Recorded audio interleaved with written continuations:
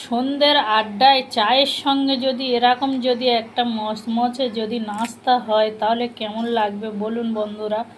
তো আমি এটা কিভাবে বানাবো সেটা আপনাদেরকে দেখাবো। দেখুন কতটা সুন্দর।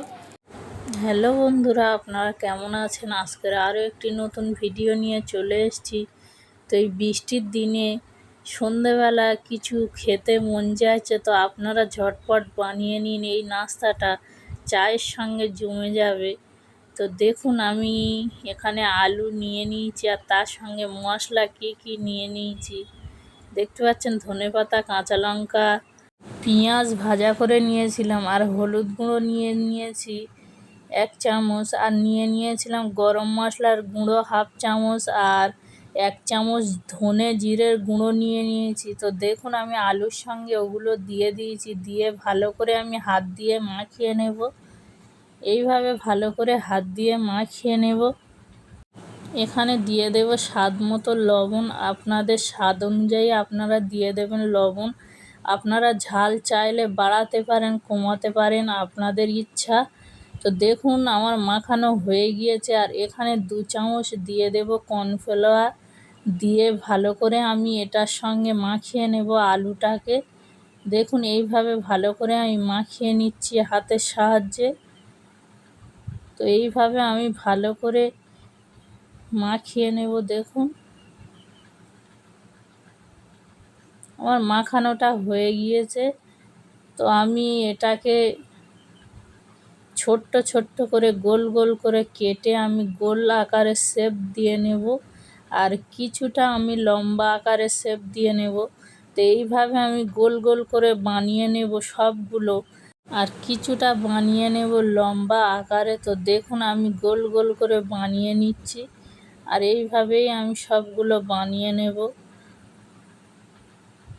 আপনারা চাইলে যে কোনো আকারে শেপ দিয়ে নিতে পারেন। তো আমি এই গোল আকারে আর কিছুটা লম্বা আকারে দেখুন বানিয়ে নিয়েছি।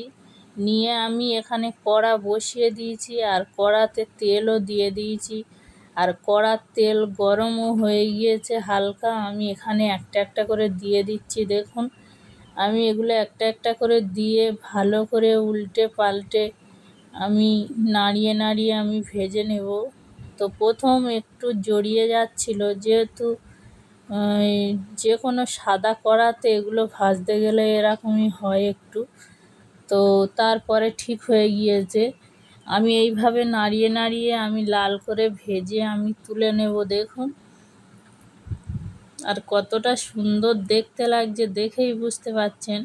দেখতে কতটা সুন্দর সেটা দেখেই বুঝতে পারছেন। আর চায়ের সঙ্গে তো এই নাস্তাটা এতটাই সুন্দর লাগবে খেতে যে বলে বোঝানো যাবে না। তো আপনারা একবার বাড়িতে ট্রাই করতে পারেন।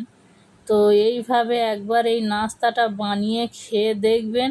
তো দেখুন আমার এগুলো লাল করে ভাজা হয়ে গিয়েছে, আমি তুলে নেব এগুলো।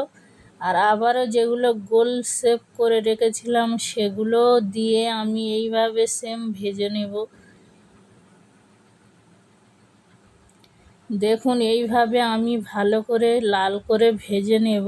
আর বেশি গ্যাসটা জোরে দিয়ে ভাজবেন না, তাহলে ভিতরে কাঁচা থেকে যাবে আর মচমচে ভালো হবে না। মিডিয়ামে রেখে আপনারা ভাজবেন।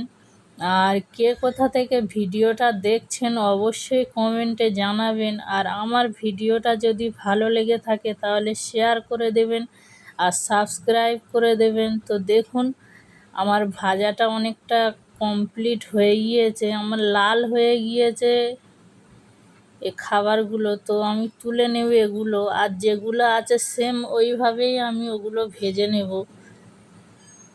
তো দেখুন আমার ভাজা কমপ্লিট হয়ে গিয়েছে, আর কতটা সুন্দর লাগছে আর কতটা মচমচ করছে। দেখুন আমি একটু সাজিয়ে নিয়েছি আর কতটা মচমচে হয়েছে দেখুন, একটু আওয়াজগুলো শুনে।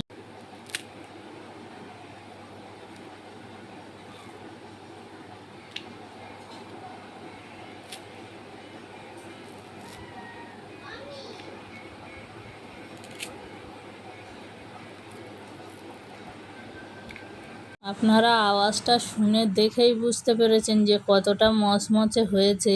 আর এখানে আমি সস নিয়ে নিয়েছি, আর এর সঙ্গে সস তো জমেই যাবে, বুঝতে পারছেন।